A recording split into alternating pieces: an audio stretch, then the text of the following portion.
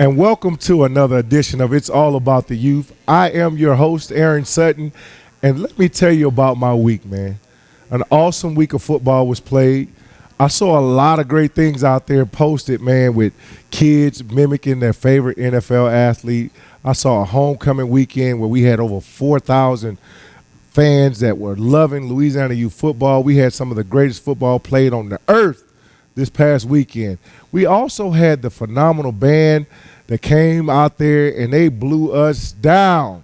Blew it down, man. They blew us down, blew us away with the one and only Cleo Fields brought a band out there, man. He was on the campaign trail. We had Dr. Whitfield who came out and showed some love. We had several people came out and showed love to the community, and it was just a family reunion. We had a lot of great things. So if you missed this year, make sure you don't miss next year, all right?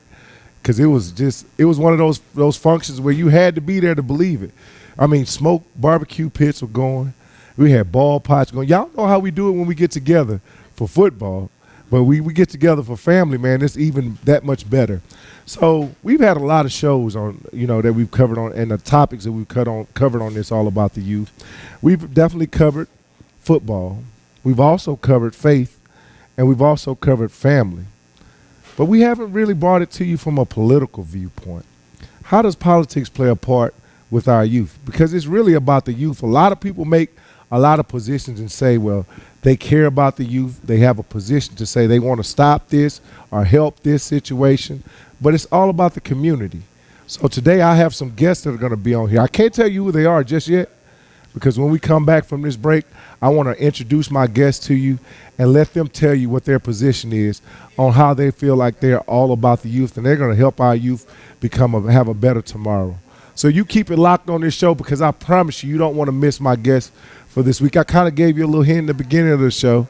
So stay locked right here on It's All About the Youth, because it's going to be one of those shows where you're going to have to cast your ballot to tell us what you believe, if it's true or if it's false. Stay here on It's All About the Youth.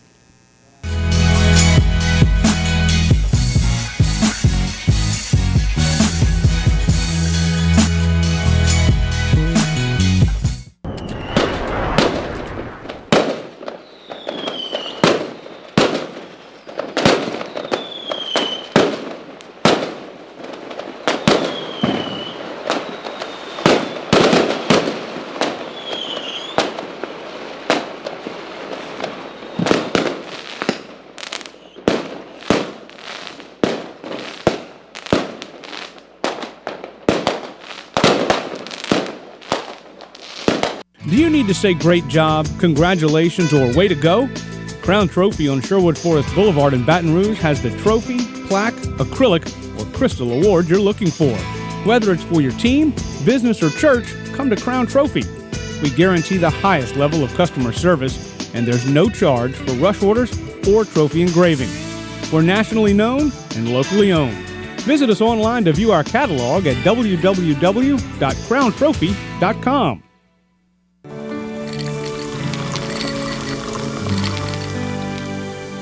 No one can stop me when I taste the feeling. Nothing could ever bring me down. Nothing could ever bring me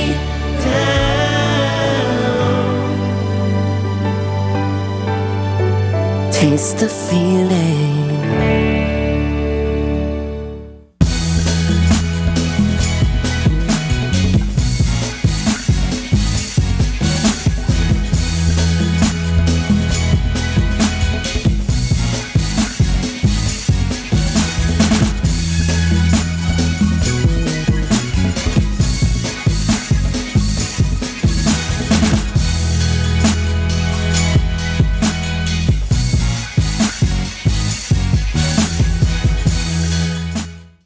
At Roadrunner Towing, we love our God, our children, our nation, and yes, our sports. So let's play ball.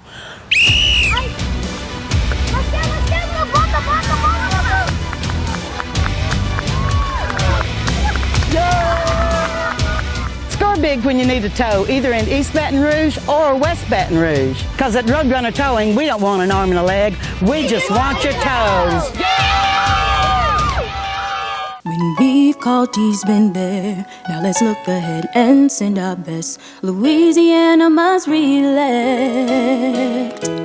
Fields for us, for our children and our jobs. Fields for us, for our families and their health. It's time to re-elect our senator and put our children first. For leadership that we can trust, it's Fields for us.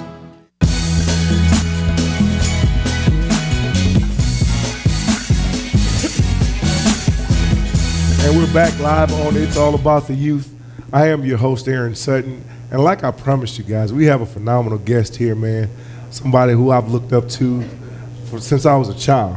I'll give you an opportunity to introduce yourself to our audience, if you would like to tell them who you are. Well, first of all, I want to thank you and the whole program for what you all do and have been doing for so long, inspiring our young people, not only on the football field, but off the football field. And I just want to commend you and just take my hat off to all of you, the whole organization. You know, I was born and raised here in Baton Rouge. I went to McKinley Middle School, McKinley High School, and Southern University. Graduated from Southern Law School, served in the U.S. Congress, served in the State Senate, but come from very humble beginning. My mom and dad had 10 of us. I'm number 7 of 10. Lived in a little shotgun house on Mary Street, 149 Mary Street. That's where it all started. And a lot of people say, well, what got you into politics? And I tell kids all the time, it all started with a laugh. I mean, I had no interest in politics, but at McKinley Middle, the first day of school, you stand up, state your name and what you want to be in the future. And I wanted to be a police officer, but everybody before me said doctor, lawyer, engineer, so I wanted to say something bigger than them. So when my turn came around, I said, my name is Cleo Fields and I want to be president when I grow up, and everybody laughed, including the teacher. And so that's where it all started. I said, well, you know what, I'm going to be president. And then I just started concentrating on what it takes to do that. So my challenge to young people is, you know, never let anybody take away your dream. And when people laugh at you about something that you say you're going to do or want to be, use that as energy. Positive energy is the key, and I'm glad you focused on that. And it's Cleo Fields for our listening audience. Just to let you know, you've been a part of a lot of instrumental things in our community, and you've been that voice on the forefront. How do you think by taking a break for a while to, I guess what I call to regroup and come back with the vengeance to say, hey, look, let me get back out here and make sure that my people have a voice. How do you I guess rekindle that fire to get back out here and do it again? Well, you never really stop. I've always had the passion. I mean, when I was growing up, that whole cliche of it takes a village to raise a child, that is true. And what you all doing with these young people is so important. We had, when I was in South Baton Rouge as a kid, we had the YMCA, the Bronco Clark YMCA, right. But we also had an organization called the Black House. And that was something to do, something positive to do. So I often said to myself, if the good Lord blessed me where I could be in a position to help and provide, programs for young people, I'm going to do that. And so the good Lord blessed me to be in a position to do that, so I have. But I stepped away about 12 years ago because of term limits, but also because I have, 2 young boys. Right. Well, they're young men now. And I wanted to be able to go to their football games. Right. I wanted to be able to go to their plays and rehearsals, and I wanted to give them a lot of my quality time. And so I did. And so one is a senior in law school and the other one is a senior in college. And I didn't want to miss those days. And so I'm thankful to God that I had a chance to actually see them grow up and attend their football games and rehearsals and participated in their school activities. That's all. All of that is the key to what I say a parenting. Yeah. Truly get an opportunity to be a parent and continue to be that voice for the people. That takes a lot of concentration, and a lot of sacrifice. to do those things. Looking back over your career, being the first of a lot of great monumental things that we treasure in the community, would you like to can you elaborate on some of those accomplishments? Well, the first, when I was elected student body president at Southern, you also get a chance to run for, to be the student member to the Board of Regents, and I was the first African American student to be elected to the Board of Regents by my peers, and that's SGA presidents from across the state, from all the colleges and universities. That was quite an honor. But I took that student base at Southern. We registered thousands of students to vote, and when I ran for the state senate at 24, folks said, you can't do that. You ought to run for the city council or a school board, but you can't be in the big league. But that happened because students believed, young people believed, and so I became the youngest member of a state senate, not only in Louisiana but across the country, and then became the youngest member of the U.S. Congress, the 103rd and 104th, at 29. But that was, I stand on so many people's shoulders, so it's hard for me to say, beat my chest about it, because there's so many people who made that happen and made it possible.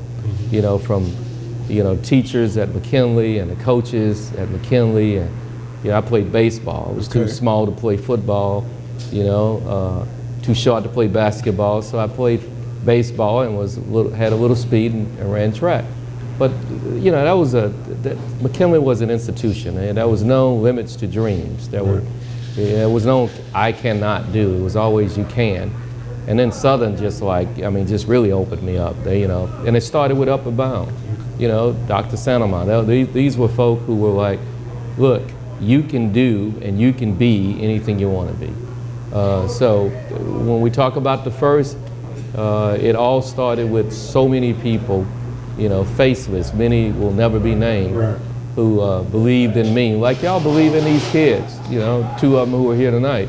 That's what it takes. And that's why I started the Louisiana Leadership Institute, because so many people gave to me and I want to give back.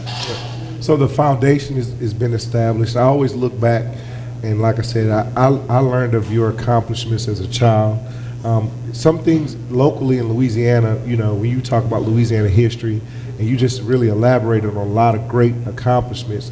And as we fast forward into today's time, the value of voting.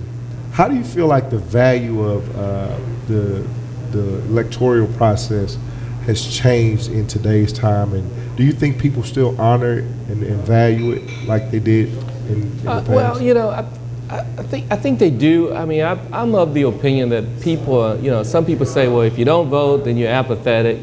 I'm just not of that view.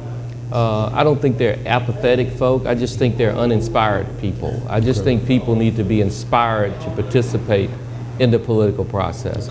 And it's incumbent upon people who are in office and who run for office to inspire them to participate.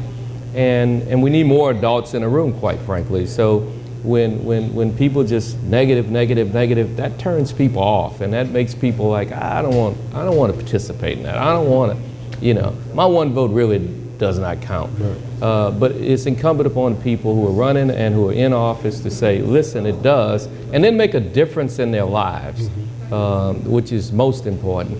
Do something for the damned, the doomed, the disenfranchised, the have-not, and particularly kids. I mean, do something positive for children.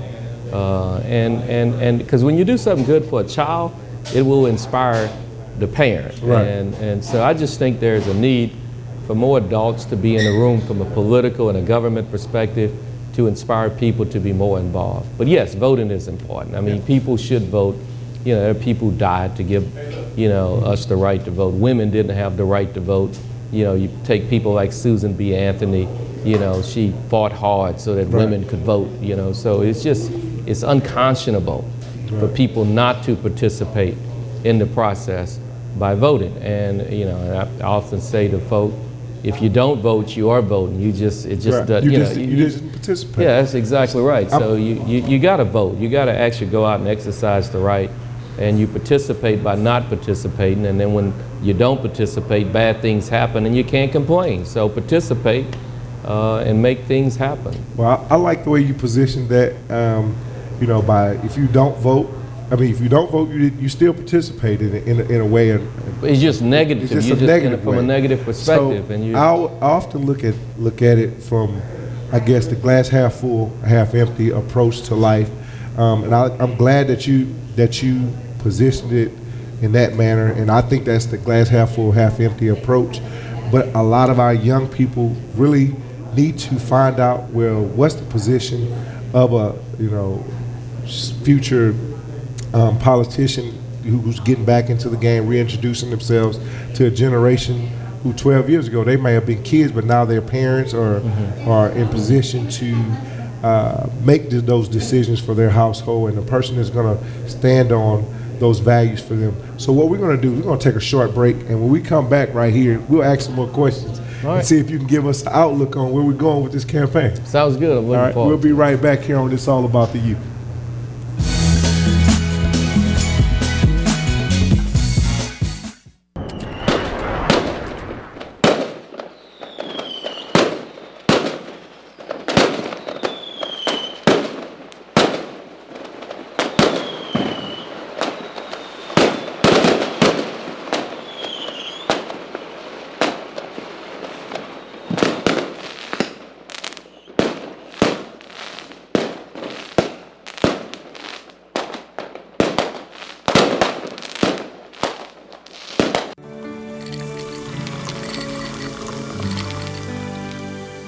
No one can stop me when I taste the feeling.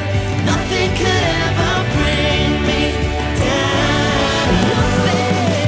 Nothing could ever bring me down.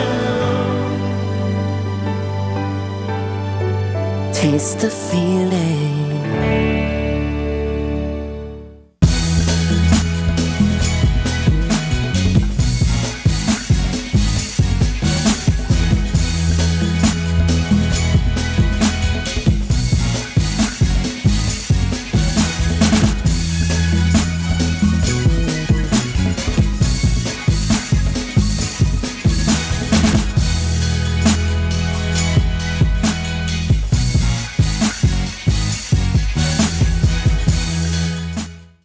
At Roadrunner Towing, we love our God, our children, our nation, and yes, our sports. So let's play ball.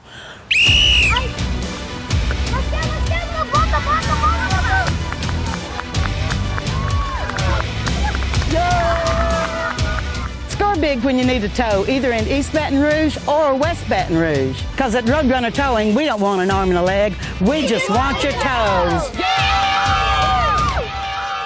Do you need to say great job, congratulations, or way to go? Crown Trophy on Sherwood Forest Boulevard in Baton Rouge has the trophy, plaque, acrylic, or crystal award you're looking for. Whether it's for your team, business, or church, come to Crown Trophy. We guarantee the highest level of customer service, and there's no charge for rush orders or trophy engraving. We're nationally known and locally owned. Visit us online to view our catalog at www.crowntrophy.com.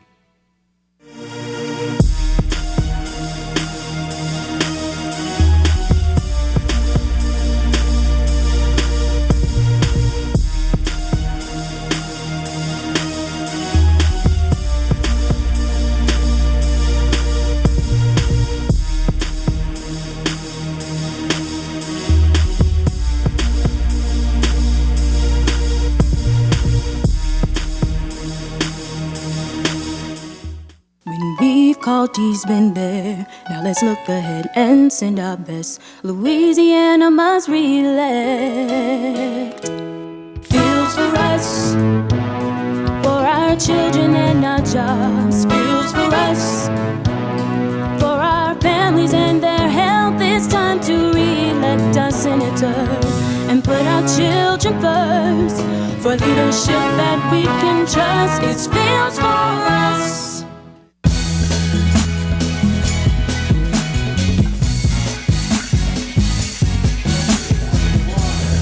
We're back here on It's All About the Youth. I am your host, Aaron Sutton. And I have Mr. Fields, Mr. Cleo Fields himself, a Louisiana icon, as I like to put it. Once again, is here on the show with us, and he gave us some great insight on the process of voting. And you touched on some key things. Like I said, I use it as a glass half full, glass half empty approach to voting. Hey, if you vote, then that means your voice is heard. Right. If you choose not to be active in the voting process, it's not just that you didn't exercise your right, but you're still participating by not participating, and you can't complain about what policies and procedures are in place. That's exactly right. So looking at the big picture, I always say, the kids are, I have a big heart for kids. I'm all about youth. The title of our show is It's All About the Youth. We are advocates for youth. We're advocates for our community. District 14 is a place that we service to the utmost with kids that are in situations that may not be the best conditions at home, but we offer some opportunities for them to come to a safe haven. Right. With that being said, can you give us some insight on some things that you plan to, I guess, lay out to actually target the youth, to give them an opportunity to see that the world is bigger than, the circumstances or conditions that they may live in? Right. I've had an opportunity to work with kids, for countless years through the Louisiana Leadership Institute. When I was in Congress, we had a caucus for everything, but we didn't have a caucus for education.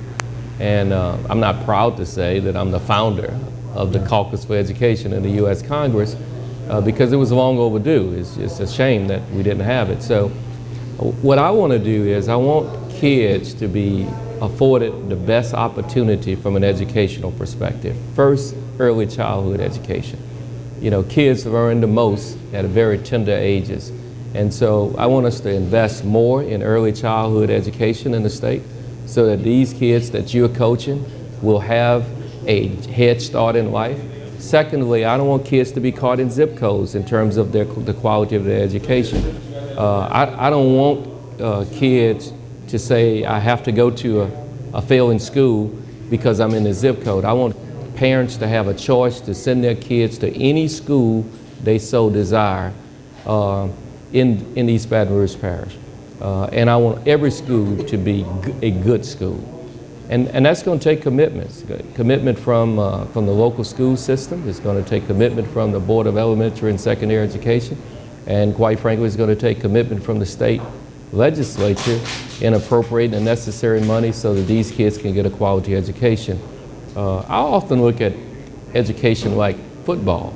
If you want a good football team, you got to have a good coach, right?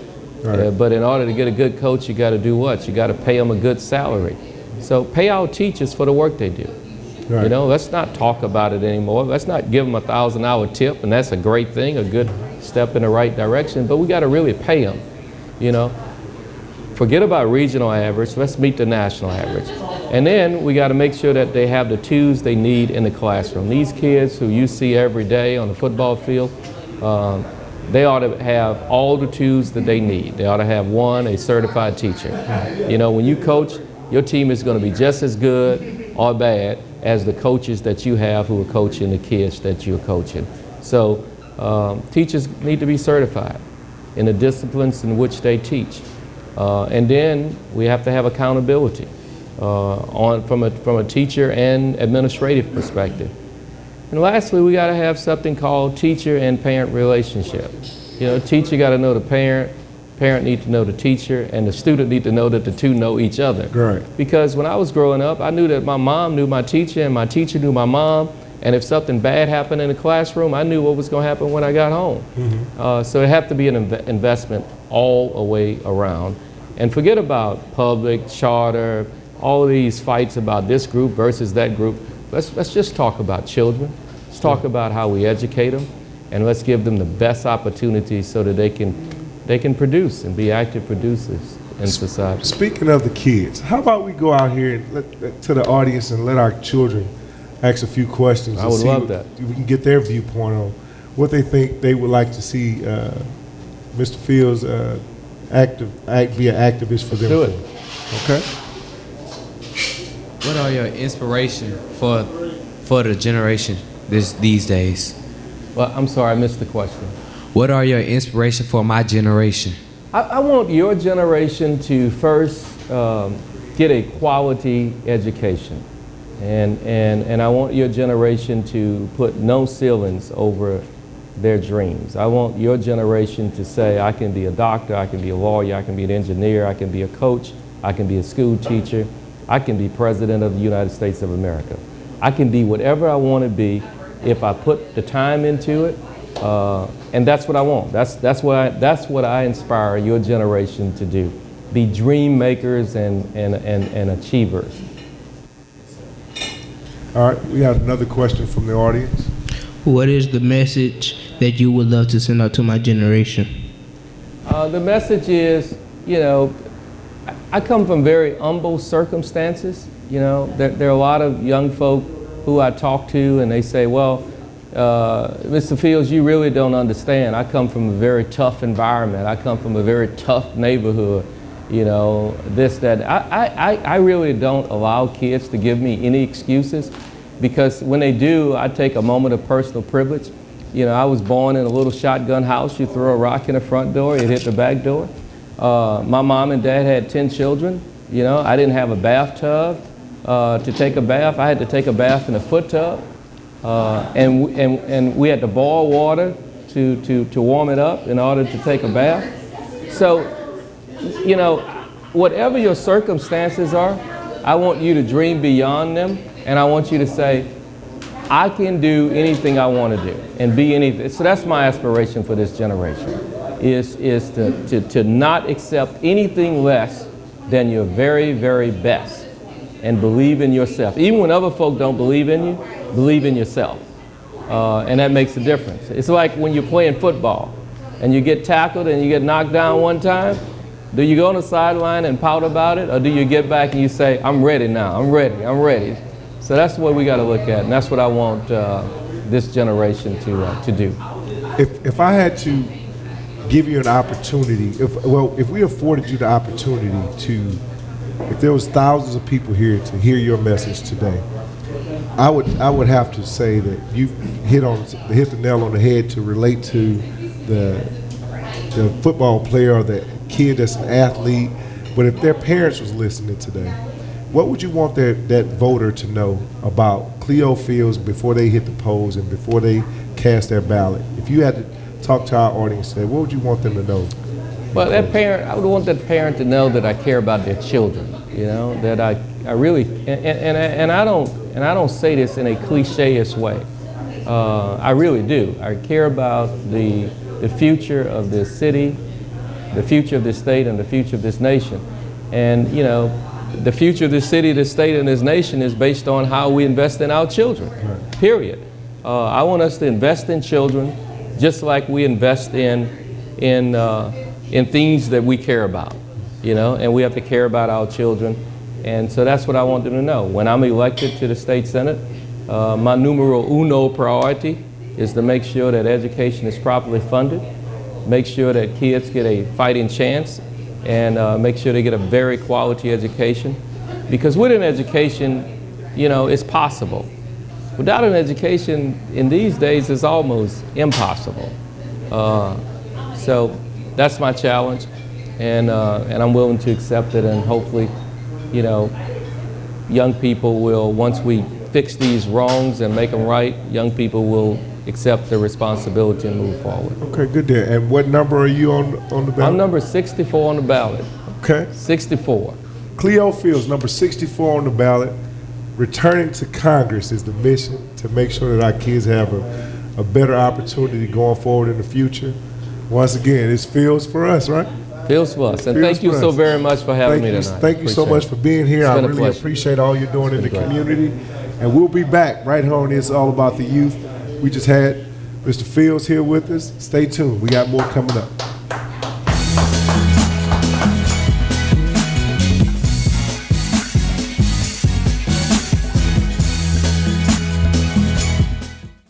At Roadrunner Towing, we love our God, our children, our nation, and yes, our sports. So let's play ball.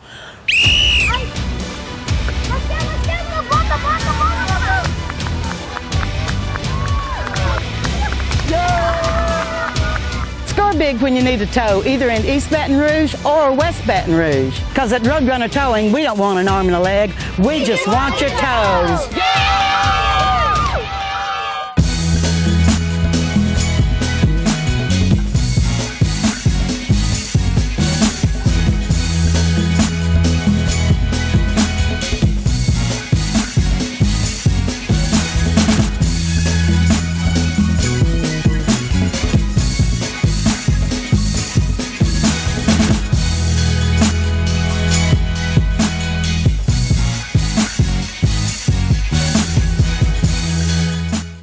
Do you need to say great job, congratulations, or way to go?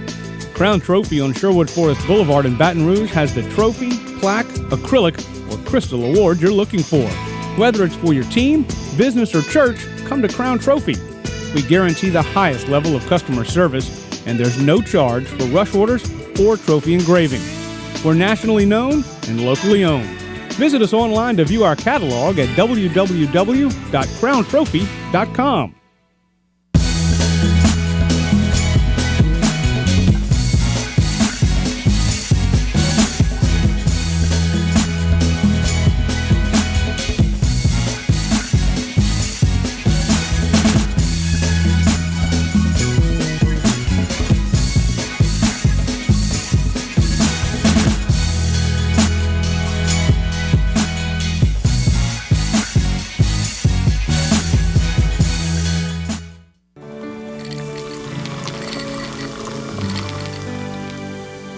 No one can stop me when I taste the feeling. Nothing could ever bring me down. Nothing could ever bring me down. Taste the feeling.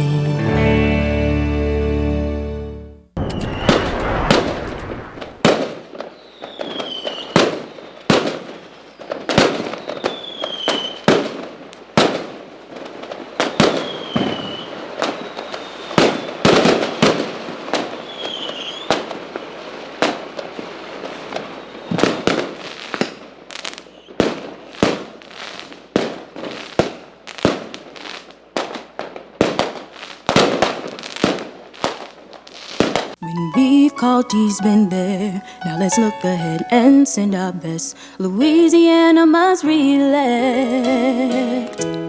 Fields for us, for our children and our jobs. Fields for us, for our families and their health. It's time to re-elect our senator and put our children first. For leadership that we can trust, it's fields for us.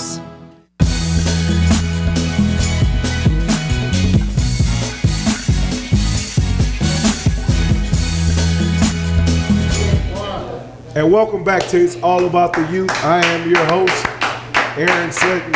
Hey, man. It's not Cleo over there. Hey, once again, man, this has been a great show. Like I said, lifelong childhood friends, been here.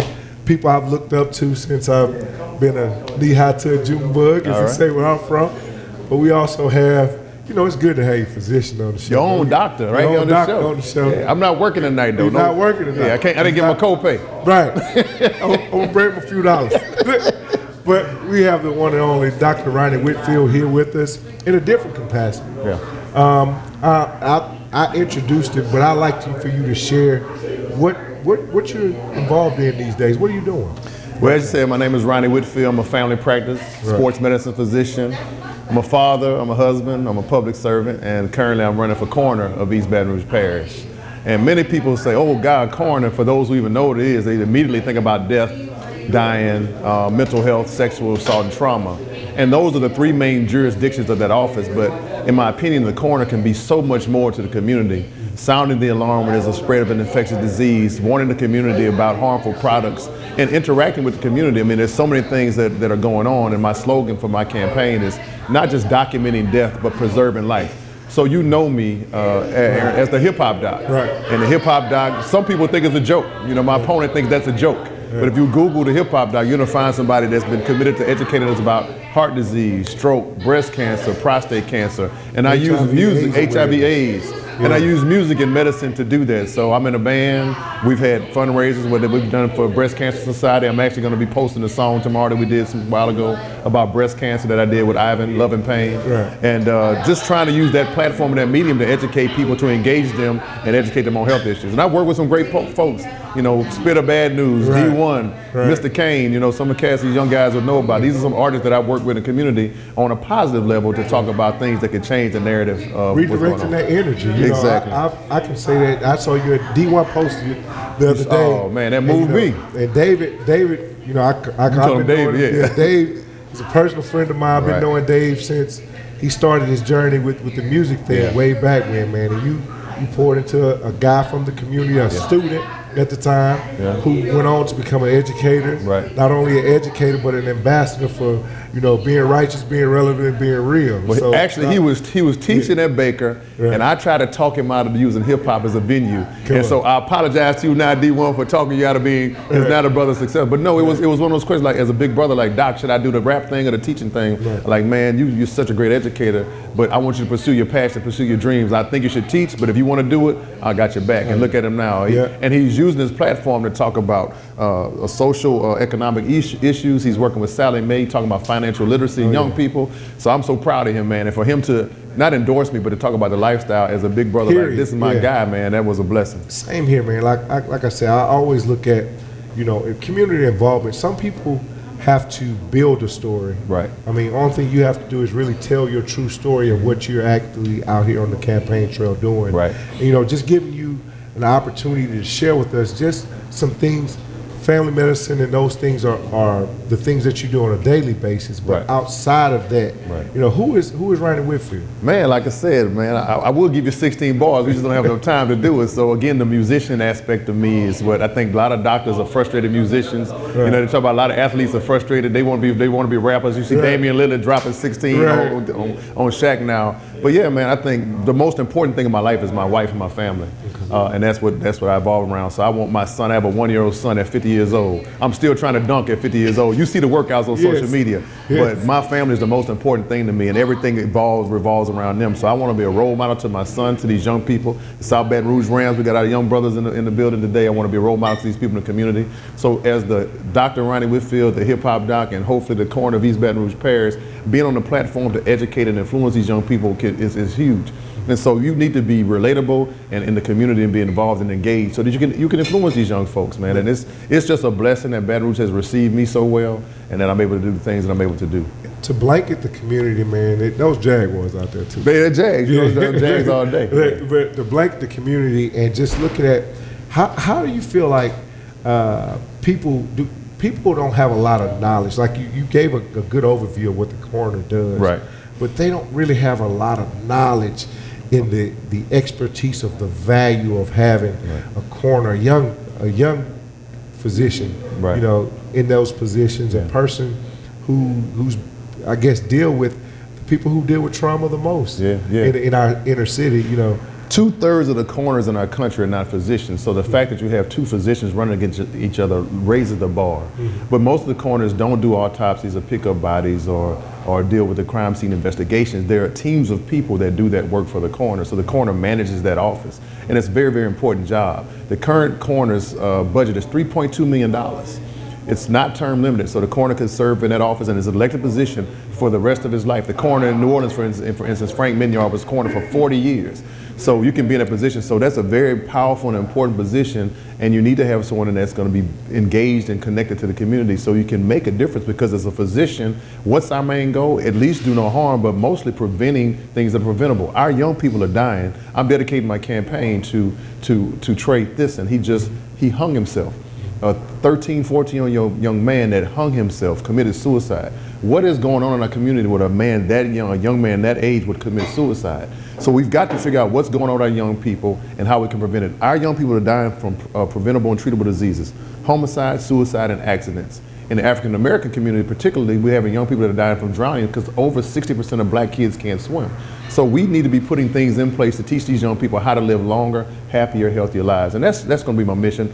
The three main functions of the coroner's office: talking about mental health, talking about sexual assault and trauma, dealing with crime scene investigations, manner and cause of death. Those things are going to happen. Any country, any place in our United States, that those are going to happen. But it's about, again, preserving life and not just documenting death, not just collecting statistics on people dying. I want you to come and say, Dr. Whitfield, we don't need you anymore as a coroner because everybody's living to be 100. Right. And that's my goal as the coroner. So I always look at this too. You know, I've never met the coroner in the city of Baton Rouge until it was a bad situation or something bad was happening. Right. But how do you change the dynamics of what I guess, to even get people, young people, even interested in what a coroner does outside of it? How do you by doing what I've been doing since before I became a physician, being involved in the community. I've done tons of talks, multiple boards. I'm on the Southern University Board of Supervisors. You see me in the blue and gold. That's how I'm rocking. Okay. Even though my campaign colors are orange and blue. Okay. The hip hop doc, using music and medicine, doing talks around the city and the state and the parish on substance abuse, on bullying, on drinking and driving. I actually got a grant from the city before to talk about drinking and driving, and D1 and I traveled through the state to talk to young people about the impacts of alcohol and what it can do to your body. So that is the way that you become relevant. It's one thing to get elected, it's another thing to stay in office. Right. And it's not just about staying in office, but if you're interacting with the community and touching people frequently on a daily basis, they get to know you, they have more confidence in you, and people will keep you, they'll keep you around. Right. They'll keep you around. So looking at the big picture, and, I say, what is the value of me casting that ballot on the 12th? For you? Prescriptions will be written. You better vote for your doctor. I'm going to vote for my doctor. But just overall, if you were talking to, I guess, those parents that are out there, those constituents that are out there, those people that are going to cast their ballot on voting day, what is that message that you want to communicate to them? What do they need to know about you that they, before they cast that vote, they need to make sure that they put it to Dr. Ronnie Whitfield? That I'm dedicated and committed to the community of East Baton Rouge. I love this community, and I've proven that. I have a proven track record of being involved and engaged. Churches, hospitals, schools, prisons. There's a song where I talk about, schools, churches, hospitals, prisons. There's not a place in the world that I won't go. I will be transparent, I will be engaged, I will be involved. There's several programs that I want to implement immediately. Would be an opioid awareness campaign as well as an organ donor campaign. These things that the coroner can brand himself and say, hey, we are responsible for this stuff, let's educate our community, working with the partners in the community as well to let them know, hey, we have social workers, we have hospices, we have funeral homes, these individual companies that need to have interaction and communication with the coroner so that we can get information out. One thing most people don't know about burial insurance. Is that important? That's very important. So if you're not communicating and talking to these other agencies, how will the community know about them as well? When someone dies, is not the time to talk about end-of-life issues, burial insurance, what am I going to do next? You need to be doing these things in advance. So that's definitely one thing that I wouldn't play. Yeah, definitely. So I tell you what, man, I look forward to. You better vote for me. I'm gonna vote for you. Look, you see how my doc bully? No, no bullying, but we anti-bullying. But, definitely. But I'll say this, man. I'm truly proud of what you're doing. Thank you. I'm truly proud of your campaign, and we look forward to the celebration post the victory. So where we from, we claim those things. We praying for it. Yeah. If you want to let them know what number you on the ballot, so they'll know. I'm 118 on your ballot, Dr. Ronnie Whitfield, aka the Hip Hop Doc. They call him H2D. Come on, Baton Rouge, let's get hip hop healthy. Number 118 on your ballot, y'all. Give me a shot. I'm gonna make a difference. I promise you. And that's it, baby. Good job. So I thank you for being here on It's All About the Youth. And we got to get you back, man, because we're going to talk about some things after you get elected. So you guys keep it locked right here on It's All About the Youth. Dr. Ronnie Whitfield, the next coroner. That's it. Peace. I'll let y'all.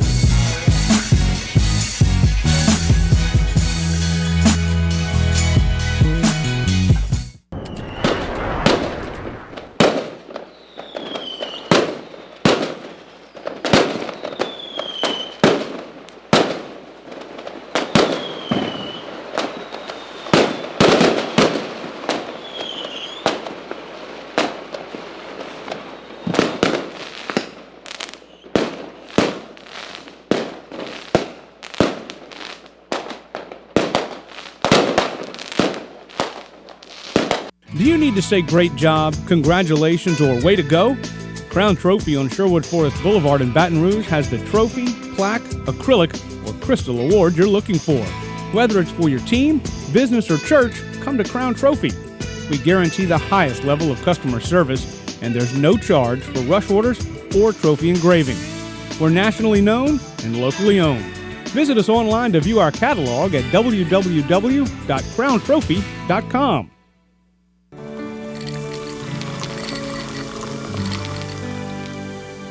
No one can stop me when I taste the feeling.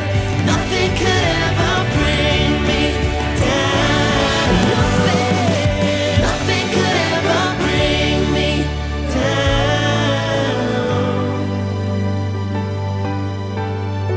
down. Taste the feeling.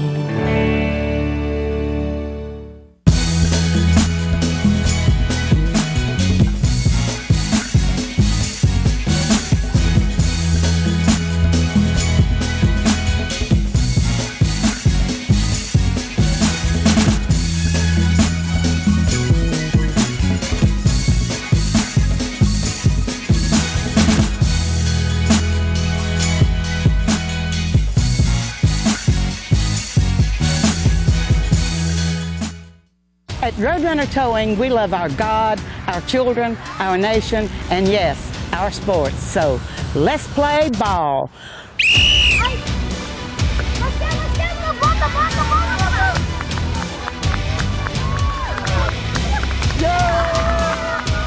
Score big when you need a tow, either in East Baton Rouge or West Baton Rouge. Because at Roadrunner Towing, we don't want an arm and a leg. We just want your toes. When we've called, he's been there. Now let's look ahead and send our best. Louisiana must re-elect. Fields for us, for our children and our jobs. Fields for us, for our families and their health. It's time to re-elect our senator and put our children first. For leadership that we can trust, it's Fields for us.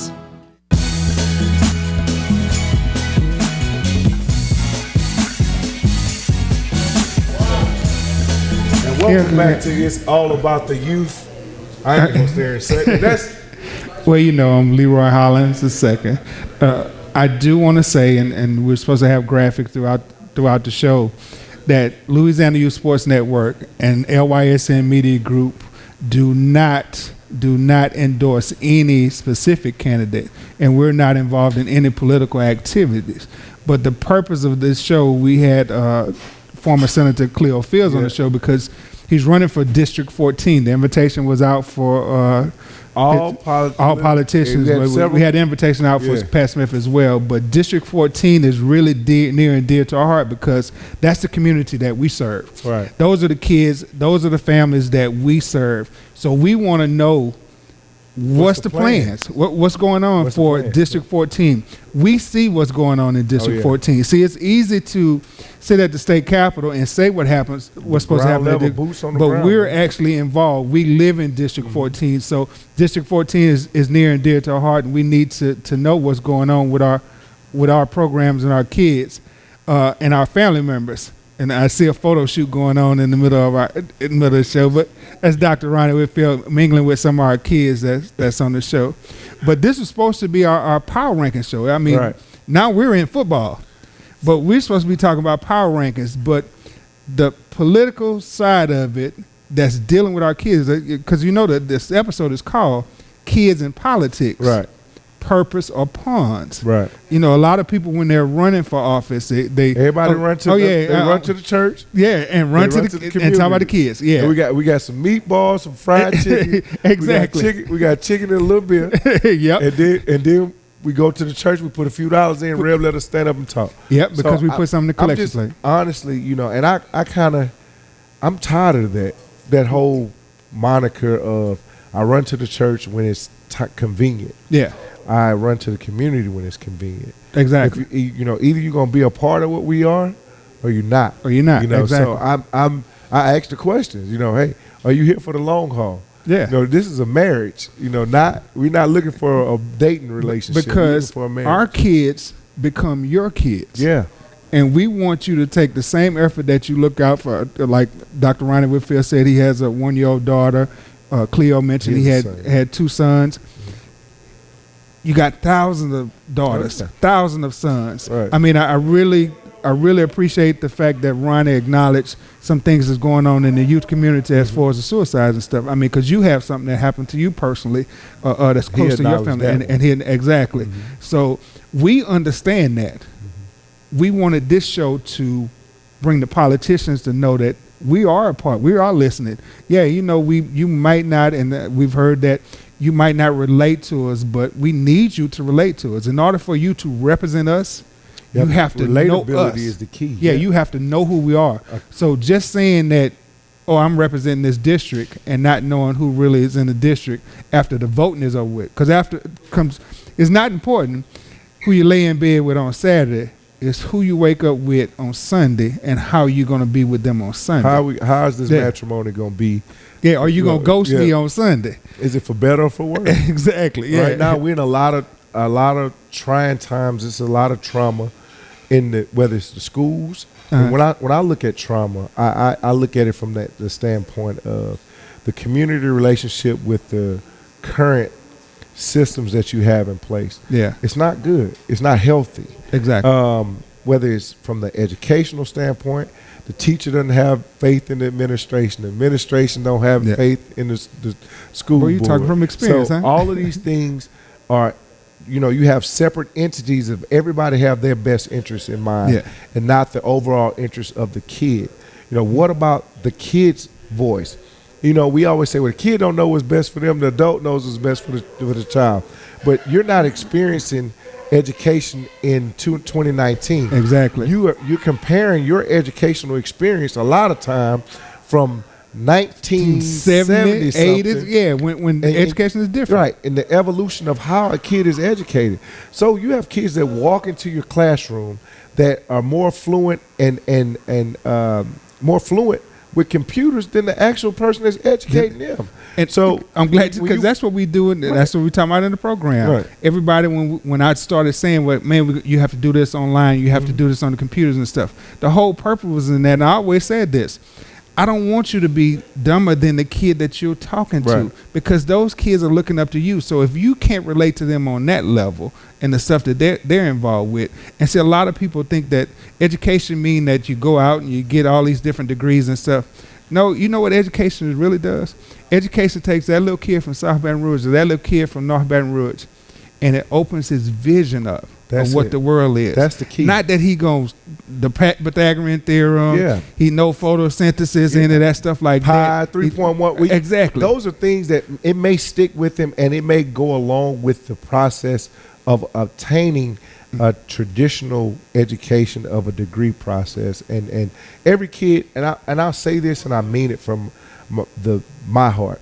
Every kid may not be on the path to become the next doctor, lawyer, but there is a career choice for them to find that they could do. Why can't I leave high school as a real estate agent? Yeah. Why can't I leave high school with my certification as a cosmetologist or a barber or a plumber or a welder? Exactly. These things, the trade system was, diminished because the value was placed on, well, they're not going to the traditional four-year university. What happened to, you have some programs like BRCC is offering the P-Tech program. Yeah. We live in Baton Rouge, Louisiana, the problem blue-collar is that society. the education system, and I wish we had Preston Castile on here for the Bessie board, because again, I know Cleo Fields, I know Ronnie, so that's why I was able to get those people on the show with Cleo. Cleo spoke at my high school graduation. Mm-hmm. I mean, it just to kind of date back. And then back at Southern, when you first came to Southern, you was a freshman, you had to go to General Assembly, where all the freshmen came together. And so he spoke there. And then Ronnie and I played basketball against each other. Right. So it just showed, and Preston Castile was the first coach I volunteered and coached with. He coached soccer. Okay. Our sons played soccer together when they were like 3 years old. So I wish that Preston was here so we can talk about the education, because the education system, the way it is, not just in Baton Rouge but around the world, is so busy trying to put people in a box. And like you said, some of those people are not going to fit in that box. Everybody wants a sample of quantitative information to put a value. Well, I'm going to test the kid to see if the information is relatable. Well, think about it. So if we had a test, we had different pupils in the classroom. We had a monkey, an elephant, a fish, and a dog. Mm-hmm. And the test today was going to test climbing a tree. How many of those kids are going to fail it? Right. Now, if we had a test on swimming, we know the fish would do it. We had a test on barking, the dog would pass it. We don't know the intellectual because we're so busy trying to put them in a box. All y'all ought to be able to climb a tree. Right. Because the education system say that's everybody should be able to climb a tree. But that's not the right way. We should know, like we're doing, and many of our volunteers do, get to know the kids for who they are. That's it. And then teach to their abilities. So when you get, I like the gumbo pot approach to education. I like it because if you have every kid may not love computers like, this kid does, but you find a niche for every kid in the educational system. And I promise you, we have to get back to making education not a chore, not a punishment, but it has to become back to it's fun to learn. Yep. Put the excitement back in learning. I don't have to read Shakespeare because I don't like Shakespeare. Yeah. But I do like reading about Dwayne Wade, or I like reading about LeBron. No, this is why I'm saying that. I'm listening. Okay. Bring things that are interesting back to them. Cleo Fields is the first of many to come on. The next Cleo Fields may be in this room right now. But if I show him what Cleo Fields' accomplishments was, if he reads about that, or even if it's a rapper that he's reading about, I got him to read. I got him to spark his interest and to retain something that he's interested in. But we don't want to take the fact out, and I'm a real big thing about this because we did it with our golf program. We still have to introduce. I'm a firm believer of introducing it to him because we never know if that kid likes Shakespeare or not if he's never heard it. Not introducing it to him, but it's still okay to let him know that it's okay not to like it. Not to like it, exactly. That's what I'm saying. You don't have to enjoy it. You got to enjoy this to be in a social aspect. Exactly. But hey, I love it. And we're here for what? All about the youth, baby. Yeah, we love our kids, and that's what we do it for.